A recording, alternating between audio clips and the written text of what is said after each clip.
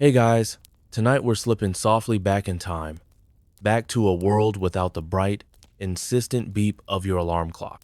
You're already blinking in the darkness, straining to hear the first birds, the slow shuffle of the world waking up around you. The air tastes faintly of damp stone and last night's coal stick, quiet, almost holding its breath. A rooster crows somewhere far off, but it's not what rouses you. No, you're in the days before clocks ruled sleep. You're at the mercy of dawn itself. So, before you get comfortable, take a moment to like the video and subscribe, but only if you genuinely enjoy what I do here. And hey, let me know in the comments where you're listening from and what time it is right now.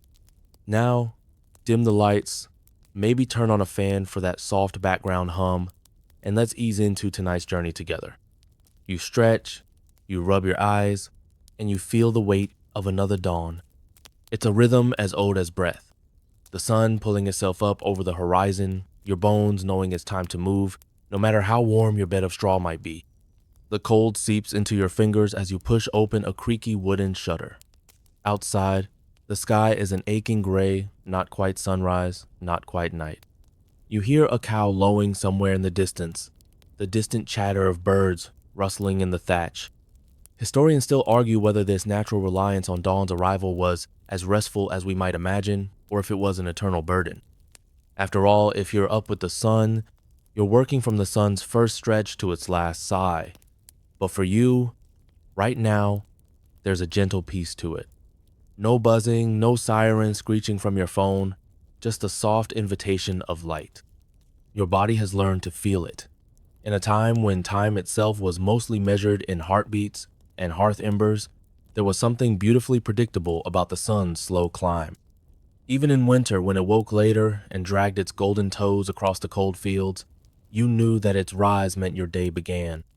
You tug on a worn tunic, rough linen against your skin, and think about how your ancestors relied on these hints. The rooster's crow, the rooster's stubborn refusal to let you drift back to sleep. But roosters are a luxury in some corners. Elsewhere, it's the low murmur of the river, the gentle sigh of wind through wooden slats that say, "Enough dreams, friend. Time to face the day." Your breath mists in the cold.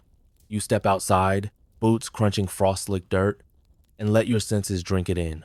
There's no clock to chase, no digital scold, just the quiet knowledge that dawn is here, and that's enough. A neighbor trudges by, shoulders hunched, a basket of firewood under his arm. He nods at you but says nothing. Words this early feel like a promise you're not sure you want to keep. Instead, you share a look. I see you. I know it's time. Sometimes, you wonder if they envied the night watchmen, those men who kept to the darkness with their staves and soft footfalls. But here, in the hush pause of pre-dawn, there's a simpler kind of trust, that the sun will rise, and with it, so will you. You shuffle back inside, the warmth of the dying fire greeting you like an old friend. You stoke it back to life, the scrape of iron on stone echoing in the small room. Outside, the world brightens by inches, gold and rose creeping over gray. There's a comfort in its slow reveal. A rooster crows again, closer this time, a note of impatience that feels almost human. You chuckle under your breath. You think about how different it is now. The sharp clatter of alarms, the endless scroll of screens telling you it's time, it's time, it's time. But here, in this dawn-lit hush, there's no need for that. You trust the slow unfolding of light. You trust that your body, even half asleep, knows what to do. You rub the sleep from your eyes one last time, and you realize, in a world without clocks, it's not so much about the precise hour. It's about the rhythm of light and dark, the pulse of the earth beneath your feet, the way the cold pulls you awake, whether you're ready or not. And as you wrap a woolen shawl around your shoulders, you take a moment to savor it, the soft beginnings of a day that belongs not to numbers or schedules, but to the slow, certain pull of dawn.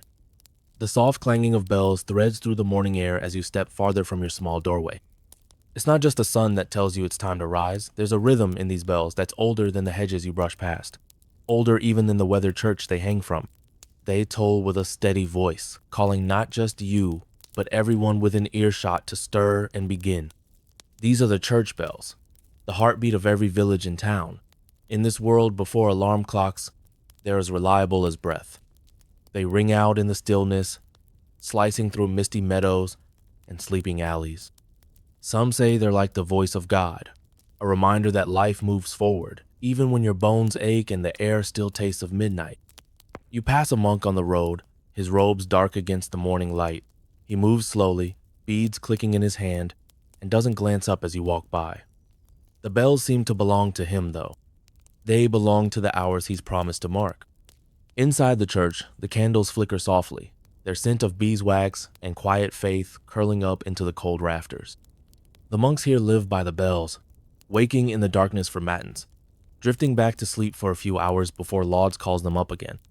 Their nights are a mosaic of prayers and soft footsteps, woven together by chimes that keep time better than any ticking watch. You pause by the doorway, peeking in. The air smells of damp stone and something faintly sweet rose petals in the water jars, maybe. Or the last echo of incense from yesterday's vigil. One monk kneels at a wooden lectern, his head bowed as he recites verses you can't quite hear. The bells still ring, a soft echo that reaches beyond these walls and down to the fields where farmers pause to listen. Historians still argue whether these bells were more than just signals, whether they shaped the flow of life so fully that even meals and sleep bent to their chime. Some say they were the first clocks, the earliest tick-tock of a world learning to measure itself. Others insist they were simply a chorus of comfort, a way to feel the hours without ever having to name them. You lean against the worn stone, feeling the rough texture of it under your fingers. You think about how different it is from your own morning's no digital face, glowing on a nightstand, no cold, bright screen to drag you awake. Just this slow, resonant invitation. Rise, work, pray, rest. The bells have a rhythm that's almost a lullaby. They don't demand, not exactly. They suggest, they remind. You imagine the lives built around them, how every sound they made was both a boundary and a promise. When the bells rang for prime, the first prayers of daylight, it wasn't just a call to God. It was a call to the day itself, a gentle insistence that you belong to something larger than your bed or your dreams. You wander past the church, down the narrow path where moss creeps over cobbles. A few more villagers stir now, faces pale in the morning chill. Some grumble softly, others simply nod.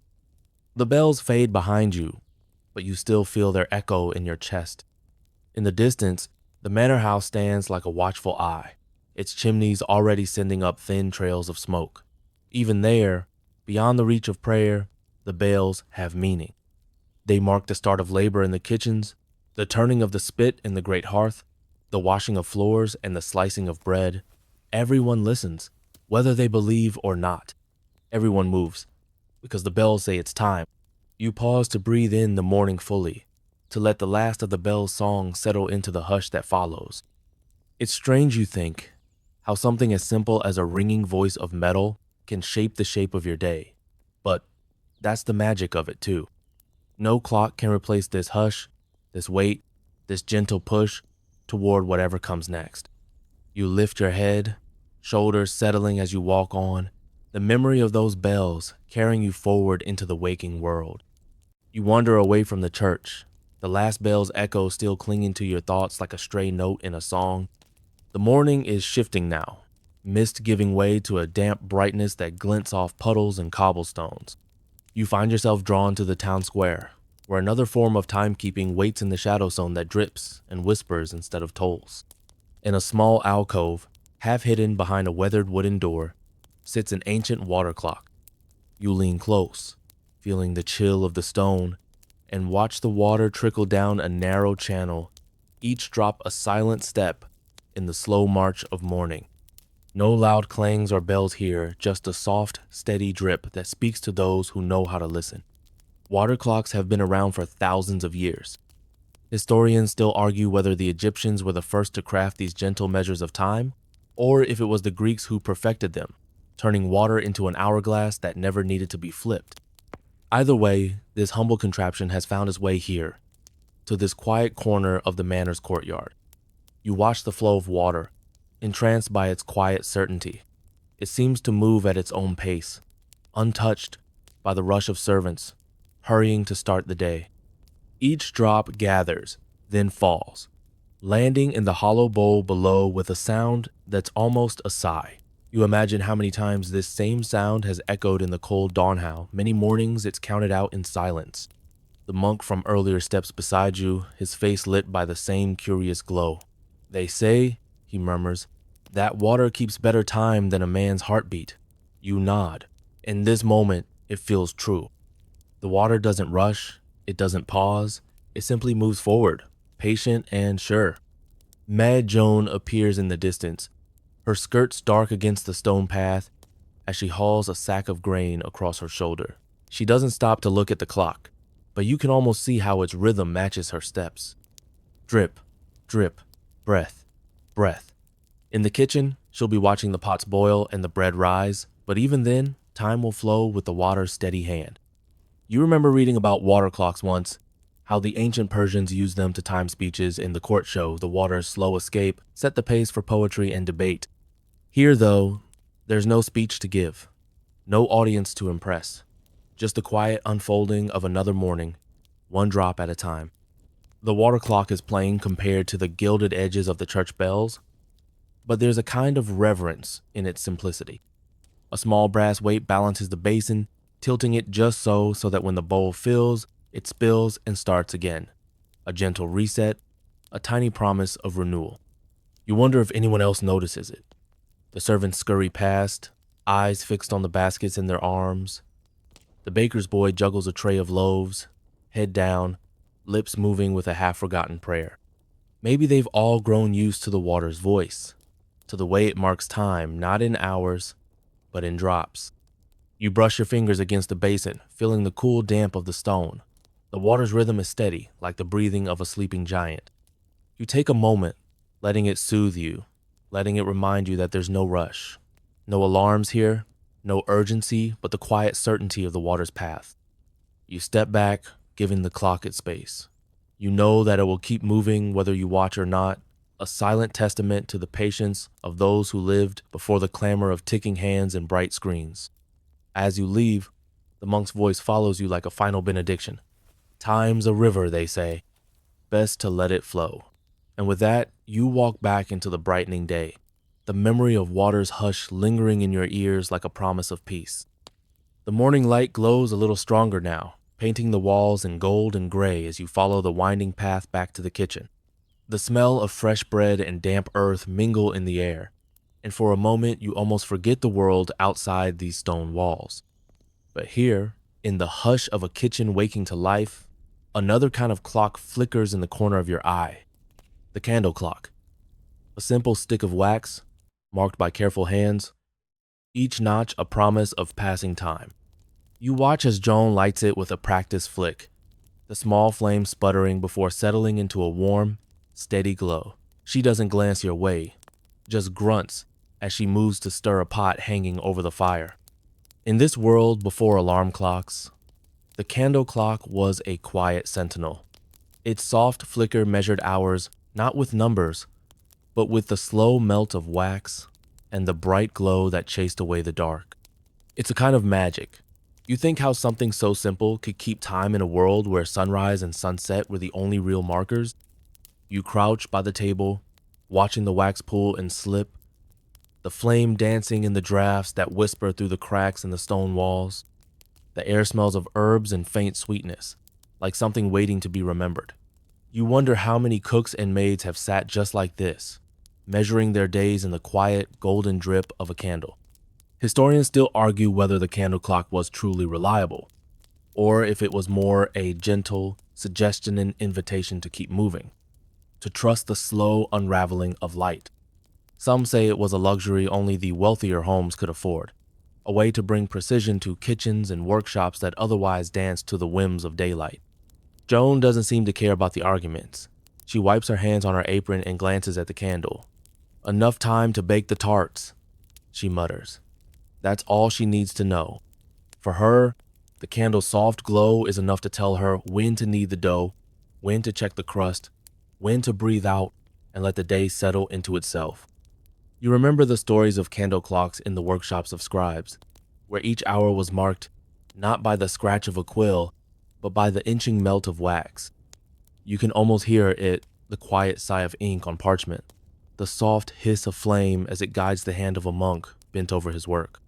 Here, in this kitchen, the candle's glow is softer than any bell, gentler than the drip of water. It's a whisper of time, a promise that the day will move forward whether you watch it or not. You lean closer, feeling the small heat of the flame against your cheek, the faint crackle of the wick as it devours another inch of wax. Joan catches your gaze and snorts. "Don't let it hypnotize you," she says. "We've work to do yet." You nod, pulling your thoughts back from the dance of light and shadow. But even as you turn to gather herbs and flour, you keep the flicker in your mind, a small anchor in the rush of tasks that fill the morning. As the candle shrinks, the kitchen fills with the gentle clatter of bowls and the soft shuffle of feet on stone. You taste the dough, sprinkle it with rose water, and think about how this flame has measured more than just time. It's measured the quiet labor of lives lived in the warm, fragrant heart of a home. Later, when the tarts are cooling and the bread is rising, Joan snuffs out the candle with a swift pinch. A wisp of smoke curls up, soft and sweet, before fading into the beams of morning light. You breathe it in, a reminder that even in the quietest places, time is always moving measured, not in the harsh buzz of alarms, but in the soft glow of a flame that flickers and fades, only to be lit again tomorrow. The kitchen is a little warmer now, the scent of fresh bread mingling with the soft hush of a world still half asleep. You slip outside, drawn by the slow murmur of a city just beginning to stir. Beyond the manor walls, the streets are lined with small, shuttered houses and twisting lanes, each echoing with the footfalls of those who walk them before dawn.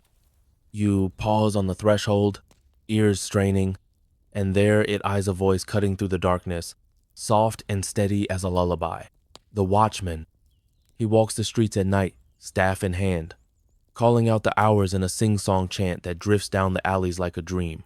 3 o'clock, and all is well, his voice says, calm and sure. You smile. It's the kind of voice that could soothe you back to sleep if it weren't meant to do the opposite. In these days, before alarm clocks, watchmen were the city's keepers of time. They walked their routes beneath the glow of flickering torches, marking the hours for those who had no way to mark them themselves. Their voices were the heartbeat of the night, steadfast and slow, a reassurance that time was moving forward even when the rest of the world was at rest. Historians still argue whether watchmen were more than just night guards, whether they were the first public timekeepers shaping the rhythms of early urban life. Some say they were a comfort to those who lay awake, counting the hours by the rise and fall of that distant voice. Others say they were a simple necessity, a safeguard in the dark. You step onto the cobbles, the stones cold beneath your thin-soled boots. The watchman passes you, lantern swinging, the glow of its flame like a small sun in the pre-dawn gloom. He nods, barely glancing your way, and his voice moves on down the street. You follow for a moment, drawn by the soft music of his chant. Each hour is a kind of promesa way of telling the world that it's not alone in the dark. You think of how many centuries these voices have filled the streets, how many sleepers have drifted deeper into their dreams at the sound of that gentle song. You pass a baker's window, warm light spilling out into the chill. Inside, a woman kneads dough with a quiet rhythm, her hands sure and unhurried. She glances up as the watchman's voice passes, and for a moment, the two of you share a small, secret smile. The world is still asleep, but you're awake together. In the distance, a rooster crows, its ragged song sharp against the soft echo of the watchman's call. You chuckle. Even in a world of bells and candles and dripping water clocks, some traditions can't be outdone. The rooster's crow cuts through everything, reminding you that no matter how softly the watchman sings, the dawn will always have the last word. You move on, the cold air waking you fully now. The watchman's voice fades behind you, replaced by the quiet shuffle of early risers and the first rattle of cartwheels on stone. You wonder if those who slept through it even know what they missed, the gentle cadence of a voice that says, "You're not alone. You're not forgotten." As you slip back into the kitchen, the warmth of the hearth greets you like a soft blanket. Joan is there, muttering over a pot of something that smells faintly of cinnamon and wood smoke. She glances at you, one eyebrow raised, and you know she's heard it too. The watchman's song, the rooster's defiant cry each, a thread in the fabric of this quiet dawn. You settle onto a stool, letting the last notes of that distant chant fade into the crackle of the fire. And for a moment you think, in a world before alarms, there was still music in the morning. A song of time, sung softly enough to let you dream a little longer. You're back at the kitchen's heavy wooden table, where the fire's glow flickers across worn planks and the air smells faintly of lavender and smoke. Mad Joan is already at work, sleeves rolled up, her movements quick and certain. She's stirring something thick and creamy in a battered copper pot, but it's not your task today. No, today you're the nose. She points at a row of little clay pots, each stoppered with beeswax and scribbled with tiny marks. Your job, she says, is to make them all smell like roses in summer, even if they taste like last week's stew. You nod, because you know by now that your part isn't cooking. It's rescuing. This is the secret art of the kitchen. The rescue work, the saving graces. The way rosewater covers up more than flavor it, hides the slips and stumbles that come with cooking for too many mouths. You lift a stopper, breathe in, and your head fills with the soft, sweet scent of rose petals, even as the pot it covers smells less than perfect. Joan doesn't watch you work. She trusts you. That's a bigger compliment than any words she's ever spoken. The air around you hums with the soft crackle of the fire, the clink of spoons against pots, and somewhere outside, the faint crow of a rooster still bragging to the dawn. You swirl a few drops of rose water into a pot of cold porridge, stirring gently as you hum a tune you half remember. The scent rises up, a bloom of sweetness in the heavy air. It's a small magic trick, one you've come to appreciate. You're not changing the food, you're changing its memory. Historians still argue whether rosewater was truly beloved in medieval kitchens or whether it was a clever ruse, a perfume for dishes that were past their prime. Some cooks like Mad Joan swear it's essential. Others think it's cowardice, a lazy shortcut for the days when skill alone doesn't fix the meal. You're not sure. All you know is that today it feels like a balm, a way to say, here, eat this. It's not perfect, but it's cared for. A delivery boy appears at the door, arms wrapped around a basket of eggs and a wedge of cheese that's seen better days. He grins at you as he sets it down. Fresh as you'll find this time of year, he says, though you both know it's not the whole truth. Joan glances over, eyebrow raised, and you know what she's thinking. Fresh or not, it's your job to make it sing. You take the cheese, grate it fine, and mix it with a spoonful of rose honey. The result is not bad. The cheese's sharpness softens, the honey's floral note weaving through like a soft thread of comfort. Tell him it's new, Joan says, with a smirk that makes you laugh. You know she doesn't care if it's new.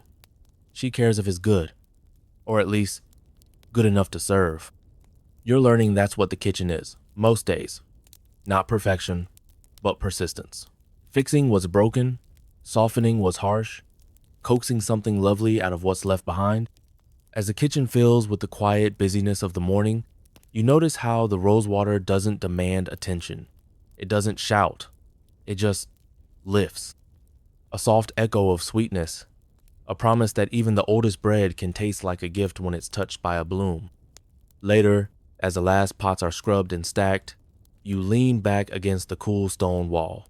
Joan is wiping her hands on her apron, her eyes already half on tomorrow's tasks. She glances at you, then at the nearly empty bottle of rosewater in your hand. Good work, she says, and you know she means it. You breathe in the last of the rosewater scent, soft and almost gone now. You think about how many mistakes it's covered, how many meals it saved. You wonder if that's really what it is, an apology in a bottle, or maybe a little mercy. A way to say, we tried, and in trying, we made something worth remembering. You slip the bottle back on the shelf and let the kitchen fall quiet around you. The fire's embers glow softly, the bread cools on the table, and in the quiet, you feel the soft weight of the day settling into your bones. The kitchen is quiet now, the morning's clatter and chatter fading into the low hum of the day's work. You're left with your thoughts, your breath, and the slow warmth of the hearth at your back. And then a sound cuts through the calm. The rooster. He crows loud and bright, a bold song that pierces the thick air like an arrow of light. You can't help but smile. Even in this world of watchmen's calls and church bells, of dripping water and flickering candles, the rooster is still the champion of the dawn. Outside, the yard is awash in pale gold.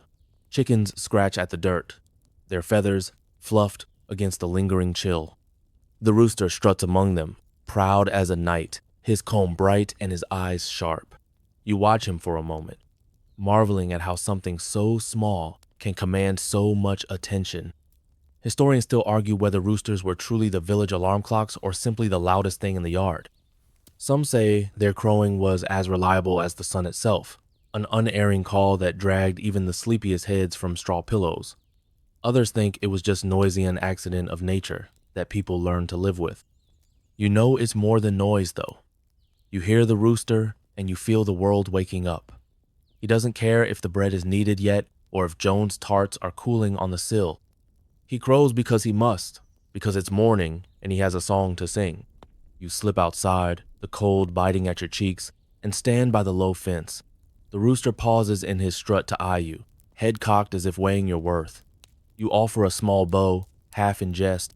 "Good morning to you too," you murmur, and he answers with another crow, sharp and sure. Inside, you know Joan is rolling her eyes. She has little patience for roosters and their endless boasting. "He crows too much," she grumbles whenever his voice echoes through the kitchen. Thinks he's king of the world. But maybe he is, in his own small way. In a world without clocks, his call is a banner of certainty, a promise that no matter how dark the night, the day will come again. You think of all the mornings that have begun with this song, all the years that have stretched forward under that proud, piercing note. You lean on the fence, the wood rough under your hands, and let the rooster's cry wash over you. It's a sound that belongs to no one and everyone, a shared inheritance of dawn. The bread rises in the kitchen, the soup simmers low and sweet, and outside, the rooster sings. You wonder if he knows how important he is, this small bird with a throat full of music, if he understands that his voice is the line between night and day, dream and duty. Probably not, but that doesn't stop him from crowing again, louder this time, as if to remind the world that he will not be ignored. You turn back to the kitchen, the rooster's voice still ringing in your ears. Joan glances up from her work, her lips twitching in a grudging smile. "He's a noisy brute," she says, "but he keeps us honest." You nod, feeling the truth of it settle in your bones. The rooster, the bells, the watchmen, all of them weaving a tapestry of time that holds this small world together. A chorus of voices, some human, some not, each one a gentle push toward the day. As you step back inside, you catch one last note of the rooster's song, bright and defiant. And you think, in a world before clocks, sometimes the loudest song is the one that matters most. The rooster's crow fades into the quiet hum of the kitchen as you turn back to your tasks, the warmth of the hearth wrapping around you like a blanket. But even in this world of watchmen's calls and roosters' cries, there's another measure of time that's just as steady. The loom. You hear it before you see it, the gentle thump and clatter of the weaver's shuttle, the rhythmic click of wood against wood. In the far corner of the manor, beyond the bustle of the kitchen and the murmur of the courtyard, the loom sings its own soft song. You slip through the doorway, drawn by the steady beat. The weaver, a quiet woman with calloused fingers and a braid that falls down, her back nods at you but doesn't pause. Her hands move with a practiced grace, guiding the shuttle back and forth, the threads tightening with each pass. In this world before alarm clocks, the loom was more than just a tool. It was a timekeeper, a metronome that set the rhythm of the day. The weaver's work was measured not by the sun or the bells, but by the cloth that grew inch by inch under her patient fingers. You watch her work, the soft light of morning glinting off the threads. The fabric she weaves is simple undied wool, warm and sturdy. But there's a quiet beauty in it, a promise of warmth against the coming cold. She hums as she works, a low, wordless tune, that blends with the whisper of the loom. Historians still argue whether these looms were truly clocks or just another part of the endless cycle of work. Some say the rhythm of weaving shaped the flow of time as surely as any bell or watchman's call. Others believe it was simply another task, another way to fill the hours until dusk. You watch the shuttle fly, the cloth growing beneath her hands. There's something soothing in the repetition, something that feels almost sacred. The loom's voice is softer than the bells, quieter than the rooster, but it speaks just as clearly. The day is passing, the work is moving forward. You offer to fetch water for her, slipping away and returning with a bucket that smells faintly of moss and river stones. She pauses long enough to dip her hands in the cold water, then wipes them dry and starts again. The loom doesn't wait, and neither does she. Joan appears in the doorway, her hands dusted with flour. She watches for a moment, eyes narrowing, as she listens to the loom's quiet song. She'll be at that all day, she says, not unkindly. The cloth won't wait for her to rest. You nod, understanding now how this gentle clatter is more than just work. It's a rhythm, a heartbeat that carries the hours forward. In a world without clocks, this is how you measure the day. In the slow growth of a length of cloth, in the soft click of the shuttle as it moves back and forth. You return to the kitchen, the sound of the loom still echoing in your mind. The bread is rising in the warm air, the soup simmering low and fragrant. You catch Joan's eye as you knead the dough, and you see a glimmer of something like pride. She doesn't say it out loud, but you feel it all the same. This is what it means to live in a world before clocks, to measure time not in hours or minutes, but in tasks and textures. In the soft scratch of wool against fingers, the quiet hush of breath as you lean into the work. As the day stretches on, the loom keeps singing, the rooster crows again, and the bread browns slowly in the oven. And you think, in a world without alarms, maybe that's enough. The gentle beat of the loom, the soft sigh of the hearth, the rhythm of life unfolding in the hush between each breath. The kitchen hums around you, the air thick with the scent of baking bread and sweet herbs. But it's not just the clatter of pots and the soft sigh of the hearth that shape the morning. It's the quiet rituals of the people who rise with the dawn, the small habits that anchor them to the day even when the world itself feels half asleep. You watch as Joan moves through her morning tasks, each motion a gentle echo of the one before. She washes her hands in cold water, scrubbing away the night's dreams with a briskness that makes you shiver.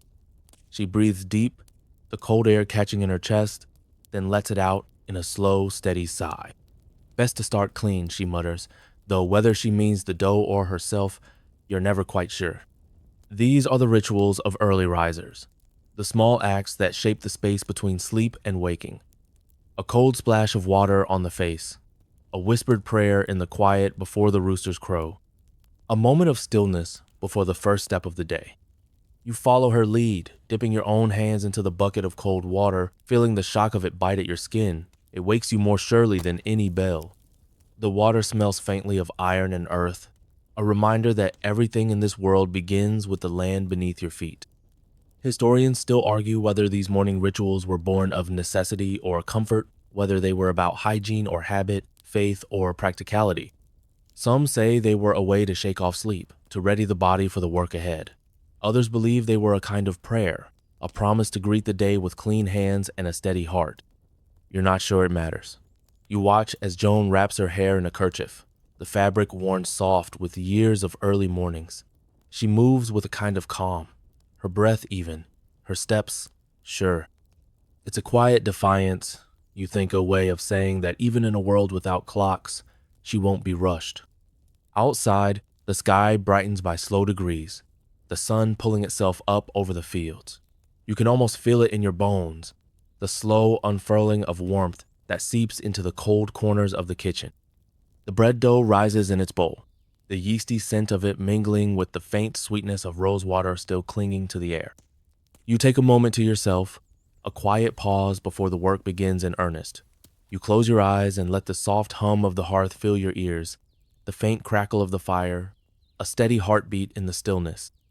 You breathe in the warm, flower-scented air and think, this is enough. This is the shape of the morning. Joan breaks the silence with a snort. "Don't stand there dreaming," she says. "There's work to be done." You grin, the warmth of the moment lingering even as you reach for the bread bowl. You knead the dough with careful hands, the rhythm of it grounding you in the here and now. Each turn of the dough, each soft push and pull, feels like a prayer of its own, an offering to the day that has already begun. As the kitchen fills with the quiet busyness of the morning, you find yourself falling into the same rhythm. Wash, breathe, knead. The rituals of early rising, as old as the stones beneath your feet, as comforting as the slow, sure glow of the hearth. You glance out the window, catching the first bright glint of sun on the river. The world is awake now, but it's not in any rush. There's no clock to scold you, no alarm to pull you forward. Just the quiet, steady rhythm of hands on dough, water on skin, breath in the cold morning air. And in that hush, you find a kind of peace. A promise that even in the smallest acts, there's something sacred, something that says, this is morning, this is life, and it's enough. The kitchen bustles with quiet purpose, every motion steeped in the slow certainty of the morning. The bread is rising, the pot on the hearth bubbles softly, and somewhere in the distance, the rooster still brags about the dawn. You pause to take it all in, the weight of the air, the warmth of the stone beneath your palms, the soft hiss of water on iron. But in the manor house above, the rhythms of waking are different. There, the day begins with a servant's soft knock on a heavy door, the whisper of slippers on polished wood. The world of the wealthy wakes in its own time, in rooms where the air smells of lavender sachets and the hush of velvet curtains. You're sent upstairs with a tray of fresh bread and warm milk, your footsteps careful on the worn steps. The door opens to reveal Lady Elsbeth, her hair still plaited from the night, her eyes bright but not quite awake. She nods, her thin fingers tapping the edge of the tray. "Did you remember the rose water?" she asks, her voice soft but certain. You nod, lifting the small clay bottle, and she relaxes into a smile. Even here, where clocks have yet to conquer every hour, the scent of roses is the mark of luxuriant, elegant hush in a world that still measures time by the sun's slow arc. For the wealthy, alarm clocks were once the province of clever contraptions. Mechanical figures that clattered and chimed, water-driven bells that tolled with a sigh. Some of them were little more than toy curiosities to amuse a guest or a restless noble. But for those who could afford them, these inventions were a promise that even the sun itself could be outdone by a clockwork bell. Historians still argue whether these early alarm devices were truly reliable or just another trinket of the rich. Some say they worked only when tended with constant care, winding and balancing like a precious child. Others insist they were more for show-off performance of precision in a world still ruled by roosters and bells. You wonder if it matters. Lady Elsbeth takes the rose-scented milk with a small nod, her eyes already distant, lost in the quiet luxury of her morning. She doesn't need a rooster's crow or a watchman's call. She has the gentle flick of her maid's hand, the soft clink of porcelain on wood. You slip back down the stairs, the hush of the manor's upper floors, a memory that fades as you step back into the kitchen's warmth. Joan glances at you, one eyebrow raised, but says nothing. She knows how the other half lives. She knows that in those velvet-draped rooms, even the air seems to hold its breath until the day begins. You return to the bread, your hands moving with a surety you didn't have before. You think about the alarm clocks of the wealthy, about how they turned the soft whisper of dawn into something bright and brassy. And you think about the quiet wakefulness of the kitchen, the slow, steady pulse of breath and fire that rises without a chime. The bread is nearly done now, the crust a warm gold beneath your fingers. You pull it from the oven, setting it on the table with a soft thump that echoes in the warm air. Joan glances over and nods once, and you know you've done well. Outside, the day grows brighter still. The rooster crows again, the watchman's voice long faded, and in the hush between tasks, you think, maybe it's not about who wakes you, or how. Maybe it's about the soft promise of the morning, the quiet stretch of light that says, here is another day, waiting for you to fill it. You breathe deep, the scent of warm bread and rose water rising around you, and you smile. The kitchen settles into a steady rhythm, warm and fragrant, the morning's rush fading into the gentle hum of midday. Outside, the sun has finally chased away the last of the mist, turning the yard into a patchwork of light and shadow. You pause for a moment at the doorway, soaking in the glow. Inside, Joan is already planning the evening meal, her mind as quick as her hands. She doesn't miss a beat, but she does glance up when you linger too long. "We've no time for daydreams," she says, her tone teasing but true. Still, you can't help it. You're thinking about sleep. Not yours exactly, but the sleep of everyone who's ever lived without a clock's bright face beside their bed. You wonder how it felt to close your eyes in a world that didn't measure dreams in minutes or hours. To let sleep come when it would, and to wake when it was ready to let you go. Historians still argue whether people in the Middle Ages really slept better or if they simply knew no other way. Some say the night was split, two sleeps with a hush of wakefulness in between a time for prayer, for quiet talk, for staring into the embers of the hearth. Others believe sleep was a precious luxury, snatched in small pieces around the relentless demands of the day. You knead the dough again, feeling the stretch and give of it under your fingers, and you think about those long nights. The soft rustle of straw beds, the sigh of wind through wooden shutters, the gentle crackle of the last coals in the fire, no clocks to count down the minutes. Just breath and heartbeat in the slow turning of the earth. You catch Joan watching you, one eyebrow raised, and you know she'd snort at the idea of sleep as luxury. In her world, sleep is another task, another rhythm to be kept. But even she, you suspect, understands the sweetness of a night unbroken by alarms.